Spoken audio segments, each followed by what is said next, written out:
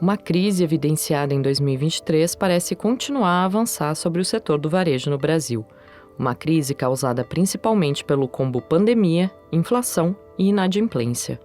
Uma crise que ganhou uma nova protagonista, as Casas Bahia.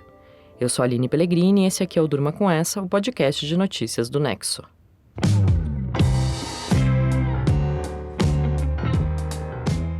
Olá, eu sou a Letícia Arcoverde e estou aqui com a Aline para apresentar esse podcast que vai ao ar todo começo de noite, de segunda a sexta, sempre com notícias que podem continuar a ecoar por aí. Terça-feira, 30 de abril de 2024. Dia seguinte ao aval do Tribunal de Justiça do Estado de São Paulo ao pedido de recuperação extrajudicial das Casas Bahia. Com a decisão, todas as execuções movidas por credores ficam suspensas pelo prazo de 180 dias. O objetivo é melhorar o fluxo de caixa da rede varejista.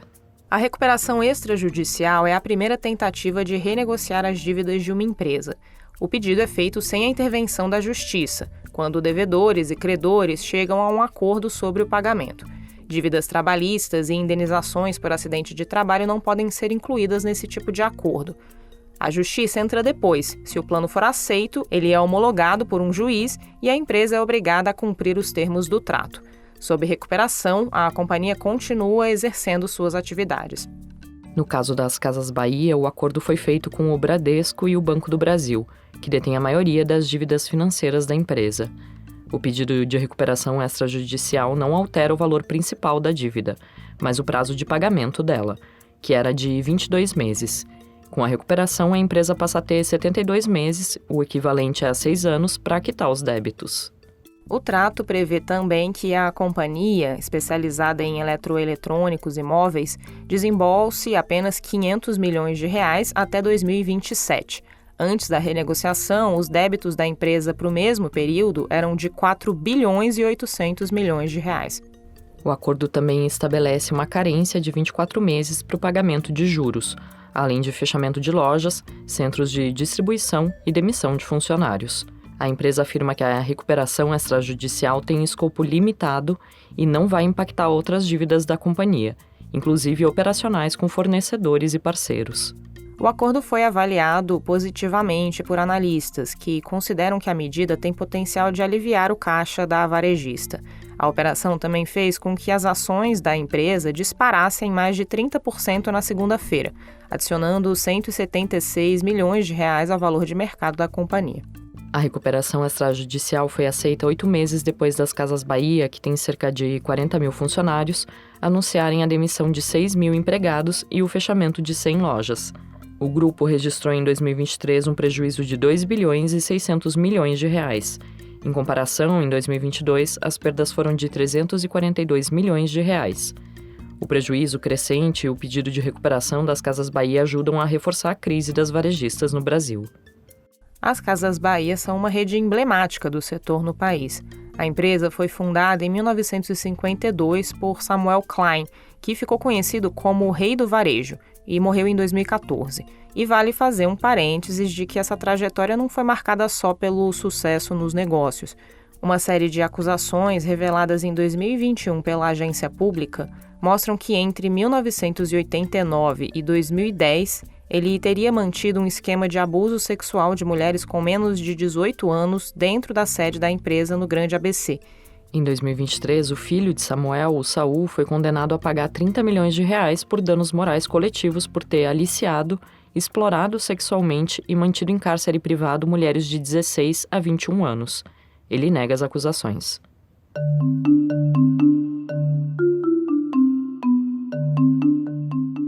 A crise do setor do varejo no Brasil começou a ficar evidente no primeiro semestre de 2023. Diversas redes registraram vendas fracas e passaram a ter problemas para pagar dívidas.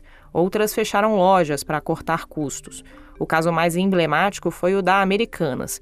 Em janeiro daquele ano, um rombo bilionário levou a empresa a entrar em recuperação judicial, registrando dívidas de 43 bilhões de reais. Um rombo que a rede tentou esconder e virou um escândalo de fraude contábil. Em abril de 2023, uma fornecedora da Tokstok entrou com um pedido na justiça para que a varejista de imóveis tivesse falência decretada pelo não pagamento de uma dívida de R$ 3 milhões e 800 mil reais. O caso escancarou a crise da empresa, que deve cerca de 600 milhões de reais. Desde então, a Tok-Tok fechou lojas e tenta renegociar dívidas com credores. No mês seguinte, em maio, foi a vez da Marisa, do setor de moda. A empresa anunciou o fechamento de 91 lojas físicas como parte de uma rota de ajuste. Foram 3 anos consecutivos de prejuízos milionários entre 2020 e 2022. Em 2024, a Rede Dia é a que mais deve fechar lojas no Brasil. A companhia da Espanha, que tem uma dívida estimada em R$1 bilhão, entrou com um pedido de recuperação judicial que foi aceito pela Justiça em março. O grupo também anunciou o encerramento das operações de 343 supermercados no país. Em comparação, a Americanas fechou 159 pontos.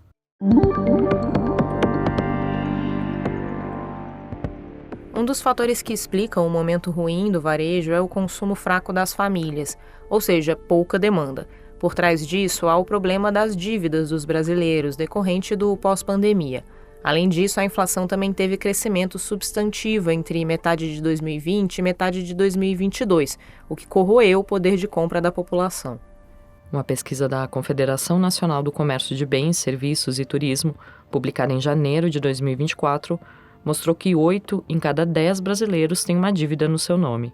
O endividamento e a inadimplência altos reduzem a demanda na medida em que as pessoas acabam dedicando uma parcela considerável da renda para pagar suas dívidas. Além disso, consumidores negativados ficam sem conseguir tomar empréstimos para financiar compras de bens como eletrodomésticos e roupas, foco das principais redes que estão fechando lojas e pedindo recuperação no país. Mesmo quem não está com o nome sujo também tem mais dificuldades para financiar uma compra. Isso porque as próprias lojas reduzem a sua oferta de crédito para os clientes quando a inadimplência está alta. O quadro de juros altos também faz com que muitos consumidores fujam de tomar empréstimos muito caros. Existe também um elemento de concorrência na crise das varejistas brasileiras. A atuação crescente de estrangeiros, sobretudo chineses, deslocam a população, principalmente os mais jovens, para opções mais baratas. Alguns exemplos são os sites Shein, AliExpress e Shopee. Os marketplaces estrangeiros vêm crescendo rapidamente no mercado brasileiro. Isso é perceptível no segmento de comércio de roupas, por exemplo.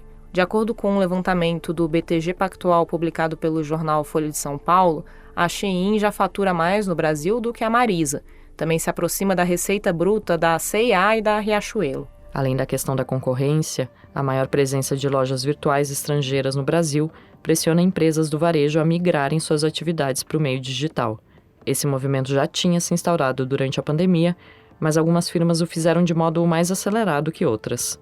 O Michael Klein, que é o maior acionista individual das Casas Bahia, disse numa entrevista para o jornal Estado de São Paulo que a crise do grupo está relacionada com investimentos no comércio eletrônico feitos durante a pandemia.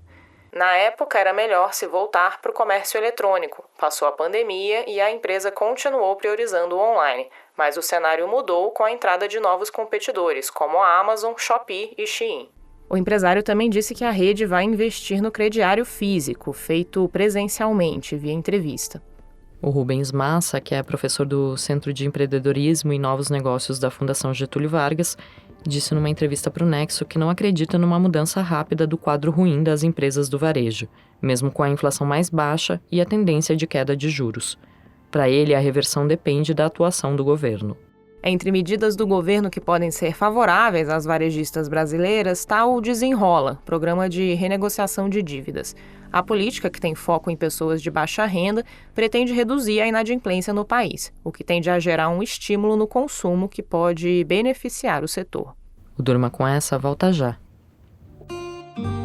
Em 1775, um terremoto devastou Lisboa. E o tremor foi tão forte que atravessou o Atlântico e causou um tsunami aqui, na costa do Brasil. Quase 200 anos mais tarde, outro sismo que começou em Portugal reverberou de novo no Brasil. A Revolução dos Cravos, que pôs fim a quase 5 décadas de salazarismo. No Rádio Novela Apresenta dessa semana, a jornalista e historiadora Gisele Lobato conta como o fim da ditadura portuguesa impactou a ditadura brasileira dos militares aos militantes. Rádio Novela Apresenta, no ar toda quinta-feira, em todos os aplicativos de áudio, com histórias que você nem sabia que precisava ouvir.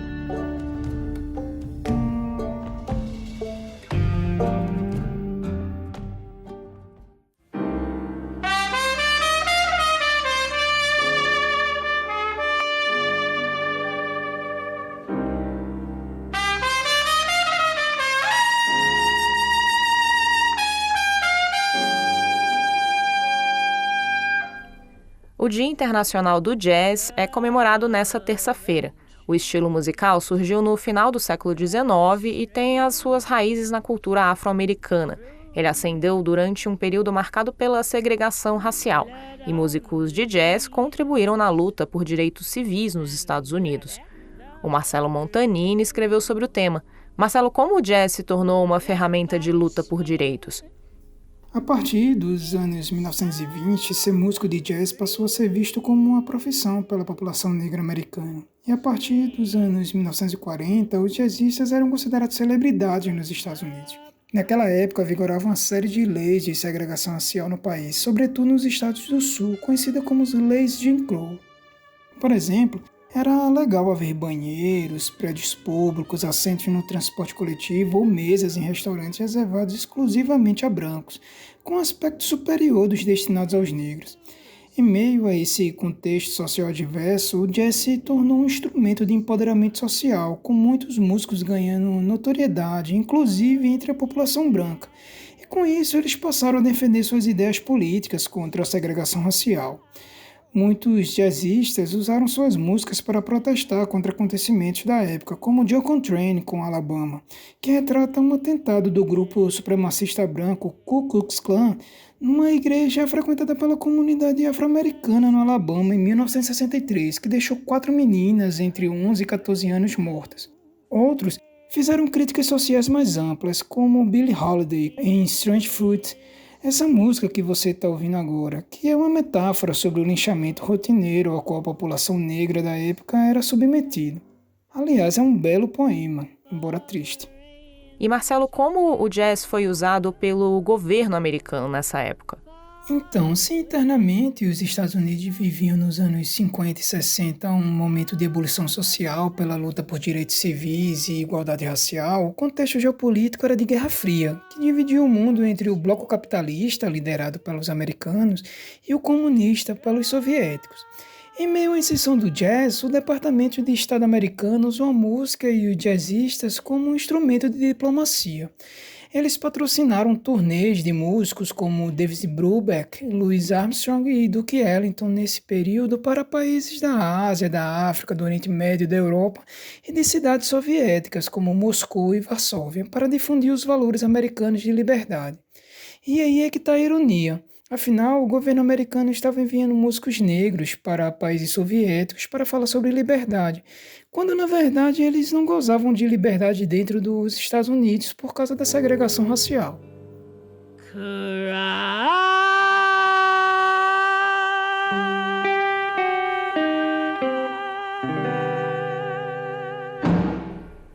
O texto do Marcelo você lê no nexojornal.com.br. Da crise no varejo brasileiro, a importância do jazz na luta por direitos civis, durma com essa. Com roteiro, apresentação e produção de Aline Pellegrini, apresentação e edição de texto de Letícia Arcoverde, participação de Marcelo Montanini, edição de áudio de Pedro Pastoriz e produção de arte de Mariana Simonetti, termina aqui mais um Durma com essa. Na quarta-feira, feriado de 1º de maio, não tem episódio novo. A gente volta na quinta. Até lá!